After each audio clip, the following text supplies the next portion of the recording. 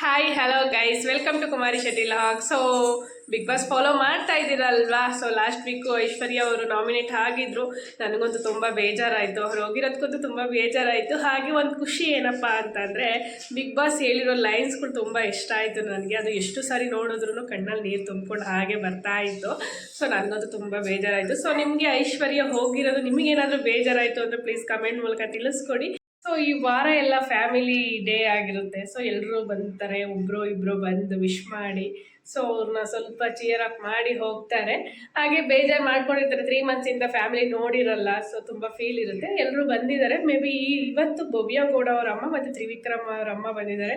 So ಭವ್ಯ ಅವರ ಅಮ್ಮ ಬಂದು ಎಲ್ಲರನ್ನೂ ಮಾತಾಡಿಸ್ಕೊಂಡು ಹೋಗಿದ್ದಾರೆ. ಹಾಗೆ ತ್ರಿವಿಕ್ರಮ್ ಅಮ್ಮ ಬಂದುಬಿಟ್ಟು ತ್ರಿವಿಕ್ರಮ್ನ ಮೀಟ್ ಮಾಡೋಕ್ಕಾಗಿರಲಿಲ್ಲ. ಅವ್ರಿಗೆ ಒಂದು ಗೇಮ್ ಕೊಟ್ಟಿರ್ತಾರೆ. ಸೊ ಆ ಗೇಮಲ್ಲಿ 10 ಮಿನಿಟ್ಸಲ್ಲಿ ಆ ಗೇಮ್ ಕಂಪ್ಲೀಟ್ ಮಾಡಬೇಕು ಅಂತ ಹೇಳಿರ್ತಾರೆ. ಅಷ್ಟರಲ್ಲಿ ಆಗಿರಲ್ಲ.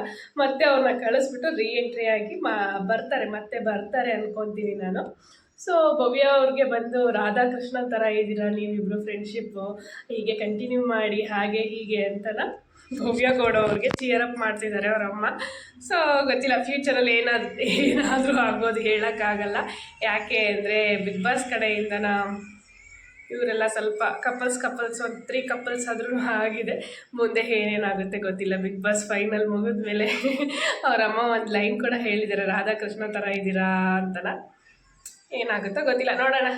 ಇವತ್ತು ಬಂದು ಇವತ್ತಿನ ಎಪಿಸೋಡಲ್ಲಿ ಬಂದು ತ್ರಿವಿಕ್ರಮ್ ಅವರಮ್ಮ ಮತ್ತು ಭವ್ಯಾರಮ್ಮ ಬಂದಿದ್ದಾರೆ. ನೋಡೋಣ ನಾಳೆ ಯಾರ್ಯಾರು ಬರ್ತಾರೆ ಅಂತನ. ಸೊ ಯಾರ ಅಪ್ಪ ಅಮ್ಮ ಯಾರ ಫ್ಯಾಮಿಲಿ ಬರಬೇಕು ಅಂತ ನೀವು ವೆಯ್ಟ್ ಮಾಡ್ತಾ ಇದ್ದೀರಾ?